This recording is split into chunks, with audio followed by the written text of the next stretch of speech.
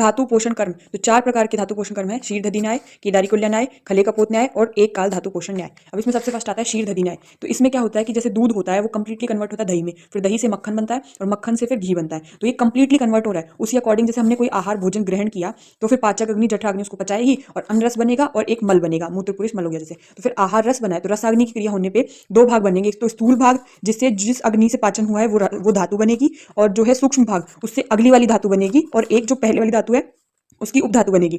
तो और एक मल बनेगा। तो 3 भाग बनेंगे, सूक्ष्म भाग, स्थूल भाग और मल। तो जो सूक्ष्म भाग है उससे नेक्स्ट धातु और पहले वाले की उपधातु, स्थूल भाग से जो जिस अग्नि क्रिया हुई है वो वाली धातु, और एक मल। तो रसाग्नि की क्रिया होने पे सूक्ष्म भाग से रक्त धातु, उसकी और रस धातु की उपधातु स्तन्य और आर्तव, और स्थूल भाग से रस धातु और मल उसका कफ। देन ऐसे ही नेक्स्ट में रक्ताग्नि क्रिया होगी तो सूक्ष्म भाग से अगली वाली धातु, पहले वाले की उपधातु, और स्थूल भाग से जिस अग्नि क्रिया हुई है वो वाली धातु और मल उसी का। देन ऐसे सारी धातुओं का पोषण होगा। सेकंड आता है केदारी कुल्य न्याय। तो इसमें क्या होता है कि जैसे कि हमने कोई टैप चालू करा है, वहां से पानी जा रहा है, तो पहले कोई क्यारी फिल होगी, उसके बाद में दूसरी क्यारी में जाएगा, फिर तीसरी क्यारी में जाएगा, मतलब एक ही जगह से आगे जा रहा है। तो उसी प्रकार रस धातु है ना, उसी से सभी धातुओं का पोषण होगा कि आहार हमने भोजन ग्रहण किया, उससे आहार रस बना और मल बना। तो रसाग्नि क्रिया होने पर रस धातु, उसकी उपधातु, उसका मल। फिर आगे जो शेष अंश बच जाएगा उससे रक्ताग्नि क्रिया होगी, रक्त धातु, उसके मल और उसकी उपधातु। फिर मांस धातु, फिर मेद धातु, अस्थि धातु और मज्जा धातु, फिर शुक्र धातु। ऐसे धातुओं का पोषण होगा। थर्ड है खले कपोत न्याय। तो उसमें क्या है कि कोई कबूतर है, वो कोई खेत खलियान में दाना चुगने आ रहे हैं, तो फिर वो अपना दाना चुग के वापस जा रहे हैं। तो जिसका घर जितनी पास में होगा जल्दी पहुंचेगा, और जिसका घर दूर होगा वो लेट पहुंचेगा।